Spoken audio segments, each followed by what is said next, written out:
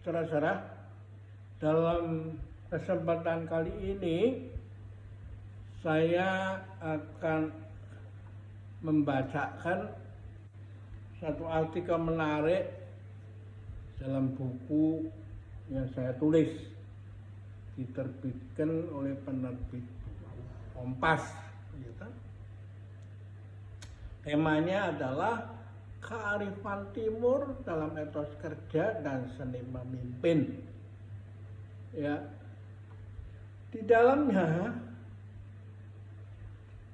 ada cerita tentang seorang anak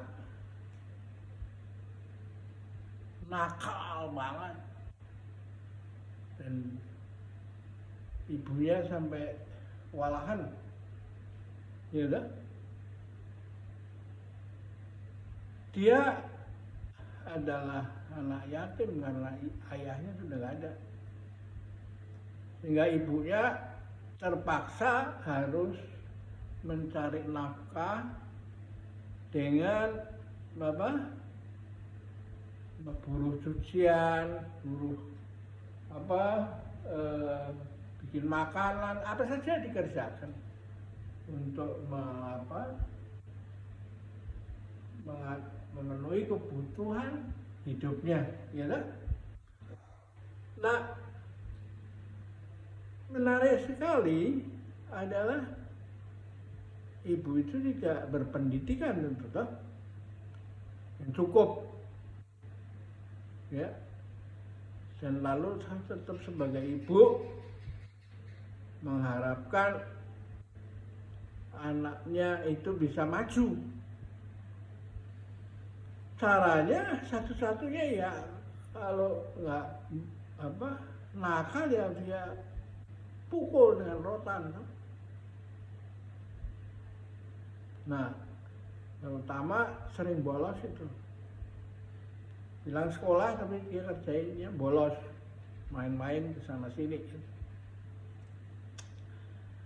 Nah, setiap kali tawan hajarlah dia. Satu hari anak itu yang nakal itu, yang meskipun dihajar itu bandel sehingga tidak menangis, mengeretakkan gigi untuk menahan pukulan daripada ibunya. Satu hari nangis. Nah, lalu ibunya bingung, nak, biasanya kamu selalu bandel, tapi sekarang kamu kok nangis, ada apa sebenarnya?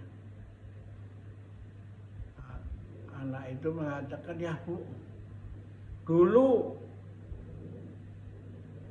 pukulan ibu masih terasa sakit, tapi saya bertahan, ya. Tapi belakangan pukulan ibu melemah. Saya tahu ini karena usia, ibu tidak lagi bisa memukul saya dengan keras. Saya membayangkan bagaimana itu kasihannya. Saya tidak berterima kasih pada ibu yang sudah susah payah mengongkosi hidup saya, tapi saya mensia-siakan. Dan mulai besok saya sudah tidak akan menjadi anak nakal dan membolos lagi. Saya akan sungguh-sungguh belajar. Dan memang pada akhirnya orang itu menjadi orang yang berhasil dan namanya terkenal di dunia sampai sekarang, karena itu dia adalah penerus Konfusius yang bernama Mencius. Wah, cerita ini kan sangat mengharukan, kan? Apalagi kalau diceritakan di tengah malam ketika ada acara api unggun bersama dengan para siswa, kan? Nah, cerita yang bagus ini, pendek, tidak bertele-tele, tapi di mana tuturkan dalam waktu dan saat yang tepat. Supaya saya yakin cerita ini akan membekas pada anak-anak didik kita sampai hari tua. Sama seperti ketika saya membaca cerita silat itu, sambil makan, menunggu membaca silat yang biasanya ada di surat kabar kan, di bagian bawah itu, ya, ada itu kolom cerita silat. Nah, itulah menurut saya ini cara bagus menumbuhkan etos kerja, gitu ya.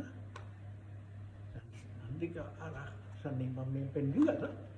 Nah, kenapa nggak pakai cara-cara ini? Kenapa harus diiming-iming bahwa kamu akan bahagia nanti dengan minta, ya, tapi Anda tidak ada usaha sama sekali, ya. Karena Tuhan tidak akan merubah nasib seseorang kalau orang itu tidak mau, tidak ada usaha untuk mengubah nasibnya sendiri, lah. Ya, nah kalau cerita-cerita begini pendek nggak saya ucapkan melalui oral, maka ini tidak ada orang yang mau baca itu. Terus sedikit sekali yang mau membaca itu. Karena sekarang dengan adanya gadget, maka ada banjir informasi, sehingga anak-anak kita itu tidak lagi ada minat untuk mendalami satu nasihat atau teks bertele-tele panjang yang harus dia hafalkan itu, tapi dia harus ditotok di tempat yang vital di dalam pemahamannya, sehingga pikirannya itu terbuka, lalu perkataannya berubah, apa yang dituturkan, diceritakan, dan lalu berubah menjadi perbuatan,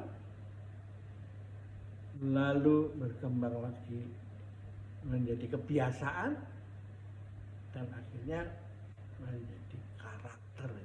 Ya, oke, kita akhiri dulu perjumpaan kita.